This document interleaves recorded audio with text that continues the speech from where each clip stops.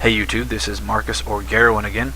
Today's video is just going to cover the completion of our new living room media center slash family gaming PC. For those of you who have not seen the earlier videos on this project, you can see them on my channel in the playlist I believe called Living Room PC.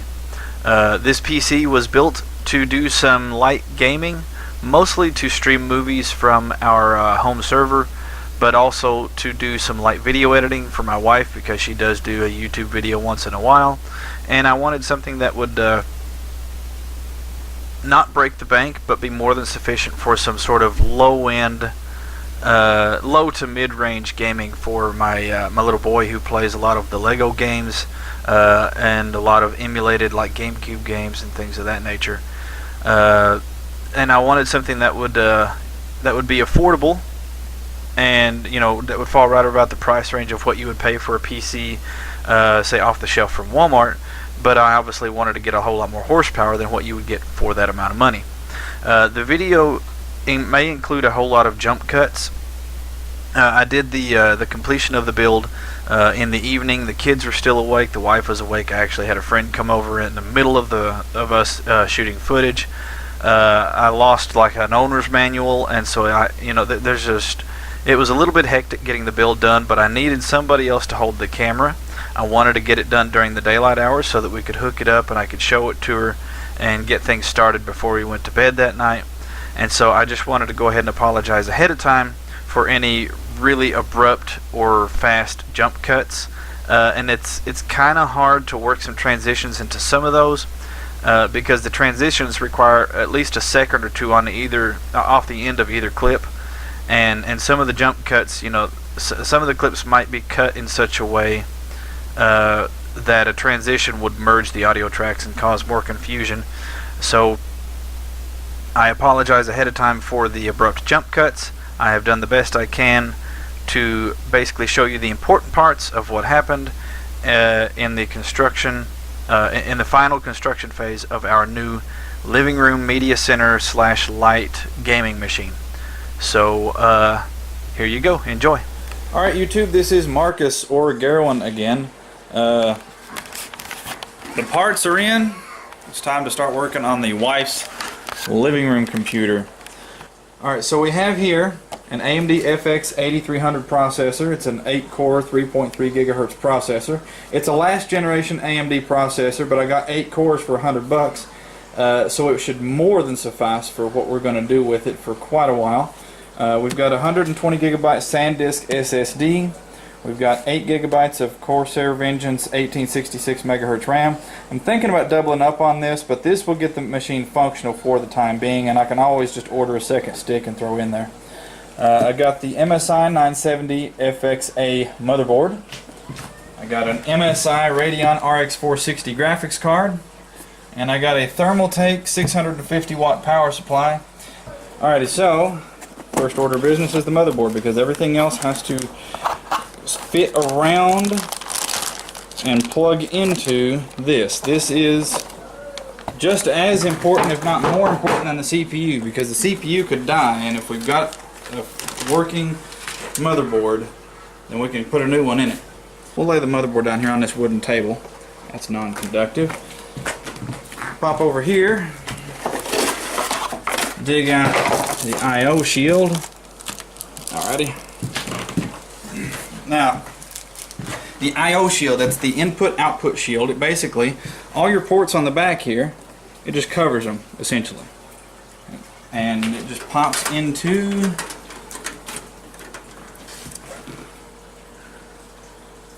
the back plane on your case here. There we go. Hold on. Alright, so lesson learned. I made a mistake here. I don't actually need the brass standoffs in this case because when I inserted it I noticed it was a little bit too tall. The platforms here for the ATX motherboards are actually already elevated, so they themselves serve as the standoffs to keep this from shorting out against this back panel. The reason those are important is because on a motherboard here, you can see they use the through-hole method of soldering and connecting things. So you've got a little bit of material sticking out the back side of the motherboard, And if that sits flat against a metal panel, it'll short everything out. But this panel has built-in standoffs for if you're using an ATX size motherboard. So we're just gonna slide it right here into position. Get everything lined up, and bam, there we go. I'm gonna, is that one? Yeah, okay. And then we'll just use the screws that we would use to attach it to the standoffs, to just attach it directly to these little platforms here.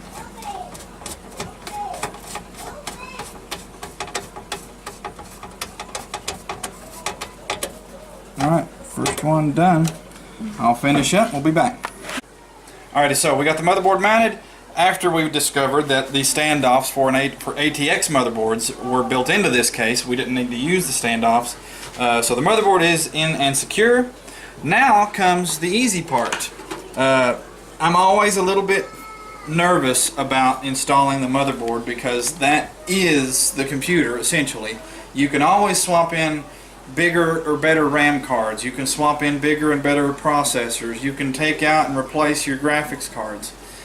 But everything routes through the motherboard, and so if you fuck it up, you've literally got to take everything else out to get to it, because that is the highway for everything else in the machine. So now that the motherboard is secure, I do not see any other screw holes lacking a screw. So we need to start attaching things. So this is the USB 3.0 header, which runs the USB 3.0 port up here.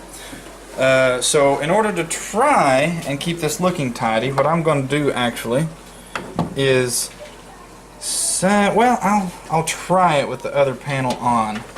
Route this. Nope, it's not going to fit. So set the other side panel off.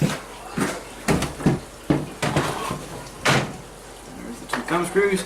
So now we can take this USB 3 cable, route it through here and back in here, because the power supply is going to sit right here.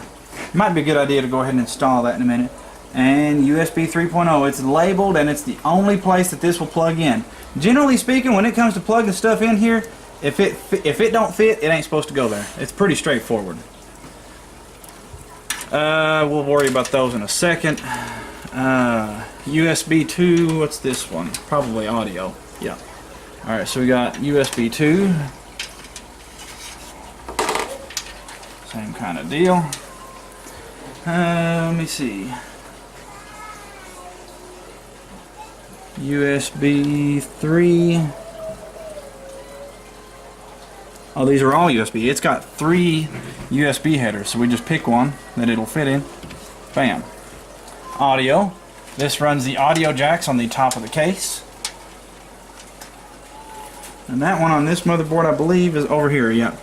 And you can see on this, there's one pin hole that's filled in. You just line that up with the one missing pin on the header here.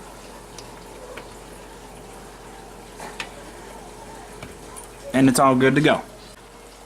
Alrighty, so next step we're going to do is these guys. Now there is no standard pinout and connector for these.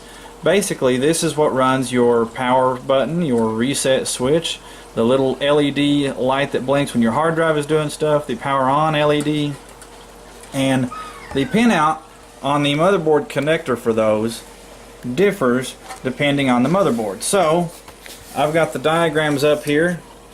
We're going to get everything hooked up and we'll be right back.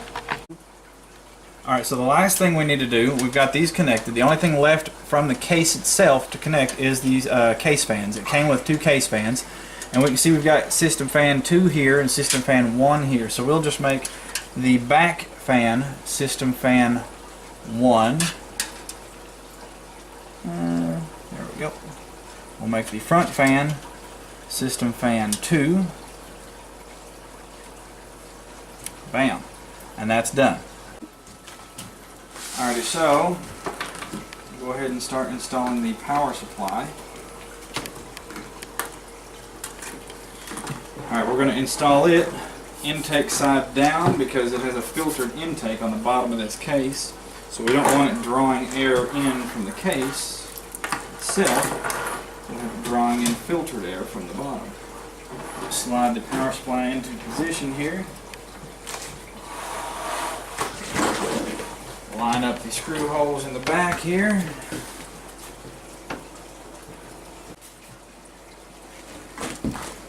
Alright, we'll start with this one.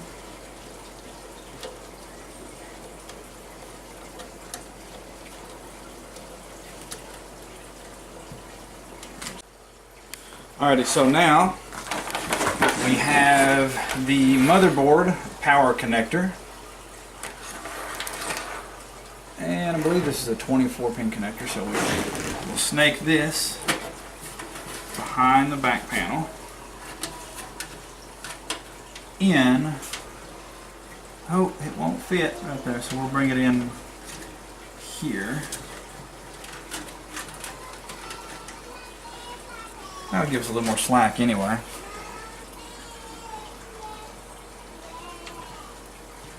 And that is what provides power to everything on the motherboard. Alright, go ahead and start. Alrighty, so now for the processor and heatsink. Now, my gaming rig has an FX 8370 and came with the Wraith cooler, which is a massive, actually a pretty effective cooler.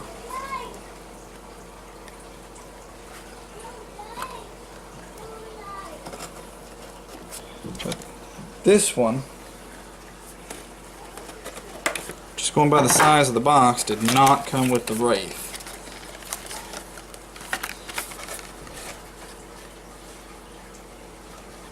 Where is the CPU? I don't want to drop it. Okay, there's the CPU itself. There's the cooler with thermal paste already on it and a weird checkerboard pattern, but okay. Alright, so we've got the processor here. We got our little FX unlocked sticker, but the CPU, so this is the brainchild. This does all the mathematical calculations. Now you'll notice there's a little arrow on one corner. We're going to unlock the retaining bar here. We need to find the corner of the socket that also has an arrow. And it will only fit the correct way, which appears to be like this. There we go. This is not a part you want to force. If you bend, those pins are gold, so if it doesn't fit, don't force it. Alright. Now we can take this, and the CPU fan connector is up there, so we'll angle it so that that is over there.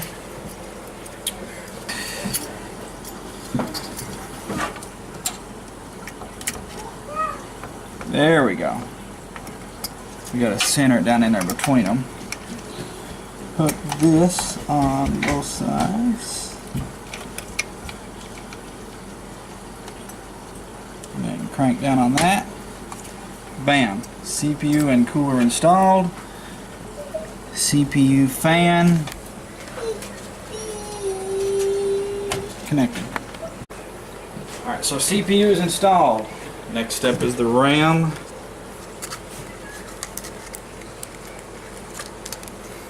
Alrighty, there's the RAM. Alrighty, this was labeled, let me see, first, DIM 1 and 3. So we'll do DIM 1 because we only have one stick, so we can't do dual channel mode. But we'll start with DIM 1. And then if we want to do dual channel later, we'll just add it to DIM 3.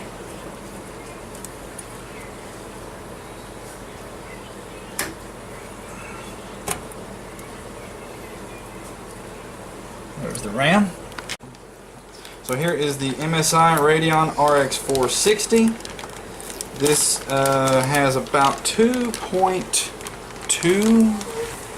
teraflops of floating point precision, which means that it is just slightly better than the base model PlayStation 4, which should allow her to play pretty much any game that she wants to. She might have to turn a setting down here and there, but she will be able to play the game. So, let's line this up with the PCI slot. It's going to take up. It's going to take up this one and the one directly below it, right here. So we got to punch out these two covers right here to make room for the graphics card. Alrighty, so here's the RX 460. Can I take this off? Yes, I can. And we will line it up with the PCI slot. Okay, yeah, it's lined up correctly. Right there. Bam. And we'll get some screws in the end plate here to hold it still. And be right back. You tell.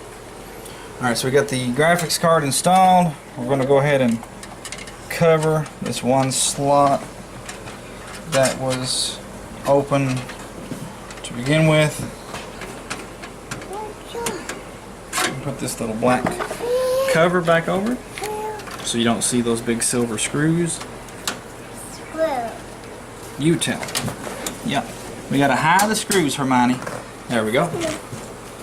And now, the last part is the hard drive.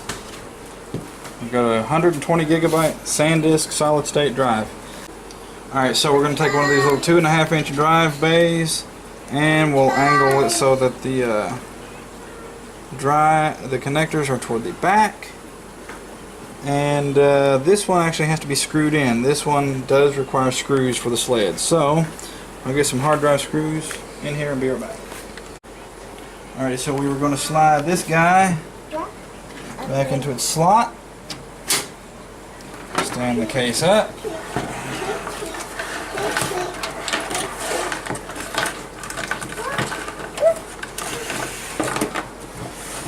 Now we need two SATA cables. We got this one.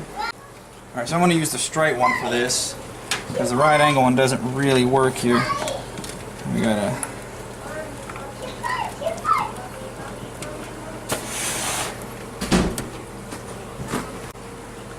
alright, and one SATA power connector. Now I don't need a ridiculously long one with 14 connectors on it because we've only got one drive. So I'll go with the shortest cable I've got that will work. Looks to be this one. I'll feed it back through here.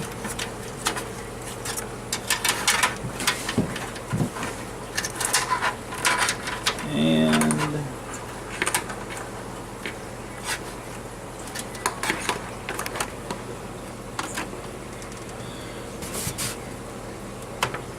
bam. And we took all of this excess cabling out of the way. We're going to do some zip tying here in a minute, but that's everything. So, before I start, oh no, it's not everything. The CPU requires its own separate power source,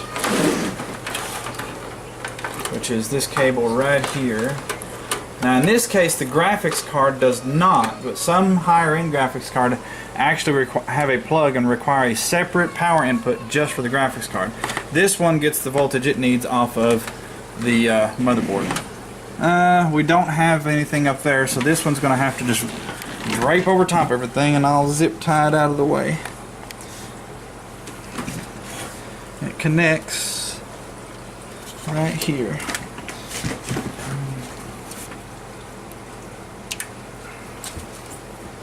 Right there. And that is the power for the CPU. So, everything is in here. Like I said, I'm just going to stuff this back in here for the moment, because right now I just want to turn it on and make sure everything functions. I want to make sure it picks up the RAM, it picks up the hard drive, that it comes on, the reset button, and everything works. And then we'll make the cables all pretty and put it back together. Alright, so the living room PC is done. It is in operation. Everything works great. There were no hiccups or problems, so we're good to go. If you guys have any comments, questions, concerns, or suggestions, please feel free to post them in the comment section below. I'll also try to put a list of the parts that I used in the description below, and maybe even a caption here on screen if I can fit it all without overflowing the screen. But anyway, as always, y'all have a good one. This is Marcus out. Take care.